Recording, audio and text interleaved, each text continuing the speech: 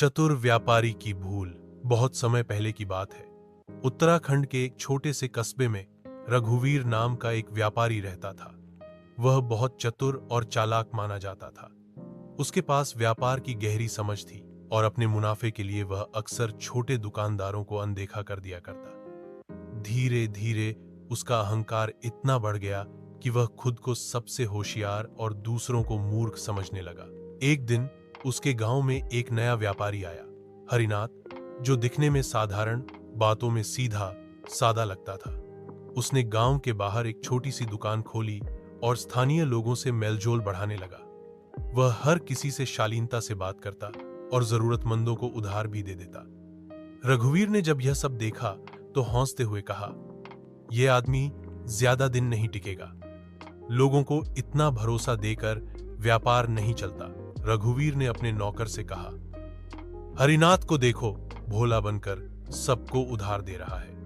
1-2 महीने में खुद ही दुकान समेटकर भाग जाएगा।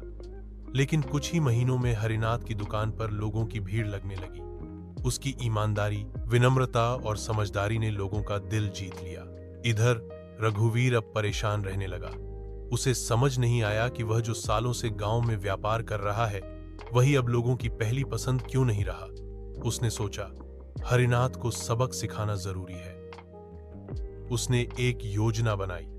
उसने अपने एक नौकर को हरिनाथ की दुकान पर भेजा और महंगे मसाले उधार में खरीदने को कहा। योजना यह थी कि पैसे ना देने पर हरिनाथ का भरोसा टूटेगा और उसका नाम खराब होगा।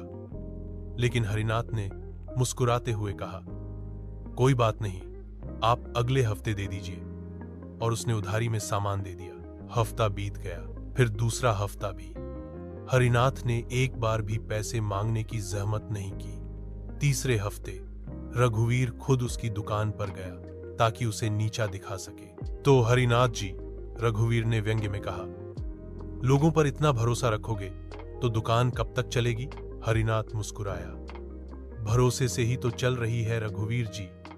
आपने भेजे हुए नौकर ने जो सामान उधार लिया था, उसके पैसे उस दिन ही आपकी पत्नी ने आकर चुका दिए थे। रघुवीर का चेहरा एकदम सफेद पड़ गया। वह हैरान रह गया कि हरिनाथ को सब कुछ पता था। फिर भी उसने न तो शिकायत की, न ताना मारा, न ही कोई बदला लिया। हरिनाथ ने आगे कहा, मैं मूर्ख नहीं हूं रघुवीर जी, पर सबको मूर्ख समझ लेना ही सबसे बड़ी मूर्खता है। मैंने आपके नौकर को पहचान लिया था, लेकिन मैंने सोचा, जब तक इंसान खुद अपनी गलतियों से ना सीखे, तब तक शब्द भी व्यर्थ होते हैं। रघुवीर को पहली बार अपने अहंकार पर शर्म आई। उसने विनम्रता से माफी मांगी और हरिनाथ से हाथ मिलाया। उस दिन रघुवीर ने जाना कि सच्चा होशियार वही है जो दूसरों की समझ और गुणों को भी सम्मान दे।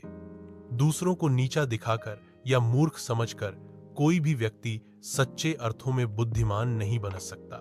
सीख मोराल, होशियार होना एक ताकत है, लेकिन अगर कोई दूसरों को मूर्ख समझने लगे तो वही उसकी सबसे बड़ी कमजोरी बन जाती है।